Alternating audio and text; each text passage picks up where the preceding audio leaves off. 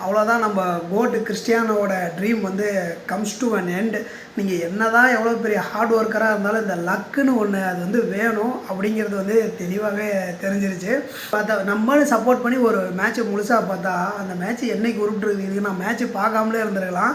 நேற்று வந்து நெய்மரு, இன்றைக்கி வந்து ரொனால்டோ டசன்ட் டிசர்வ் ஃபிஃபா வந்து ரொனால்டோ ஜெயிக்கிறதுக்கு வந்து டிசர்வ் இல்லை அப்படின்னு கூட சொல்லலாம். ஏன்னா போடாத ஹார்ட் ஒர்க் இல்லை. பட் எல்லாம் இப்படி ஆகி போச்சு.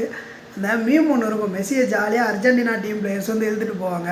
நார்வே வந்து மொத்த டீமையும் வந்து நம்ம ஆலாண்டு எழுதிட்டு போவார். ஃப்ரான்ஸ் வந்து பிளேயர்ஸ்லாம் உட்கார வச்சு எம்பாப்பே எழுதிட்டு போவார்.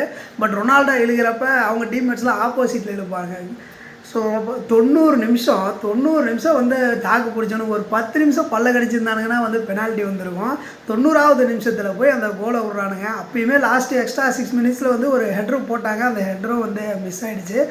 அண்ட் அவ்வளோதான். ரொனால்டோவை இதுக்கு மேலே வந்து ஃபிஃபா வேர்ல்ட் கப்பில் பார்க்க முடியாது. ஸோ 20 வருஷமாக அவர் ஃபுட்பாலுக்காக நான் வந்து எல்லாத்தையும் கொடுத்துட்டேன். இதுதான் என்னோடய கடைசி வேர்ல்டு கப்பு. இது ஜெயிக்கலனாலும் பரவாயில்ல அப்படின்னு அவர் வந்து ப்ரெஸ் மீட்லேயே வந்து சொன்னார். அண்ட் அவர் அலுவலரை தான் வந்து பார்க்க முடியல. ரொம்ப கஷ்டமாக இருக்குது. நம்ம என்ன தான் ஹார்ட் ஒர்க்கராக இருந்தாலும் நம்ம இதில் வந்து எழுதியிருக்கணும். அதுதான் வந்து நடந்துக்குது. போர்ட்டிகலுங்கிற ஒரு கண்ட்ரிக்கு இவ்வளோ ஃபேன்ஸ் இருக்கிறதும் ஏன் நம்ம வந்து தமிழ்நாட்டில் ஒரு மூலையில் இருந்துக்கிட்டு வந்து போர்ட்டிகல் தோற்று போச்சுன்னு ஃபீல் பண்ணுறதுக்கு ஒரே காரணம் த கோட் கிறிஸ்டியானோ ரொனால்டோ.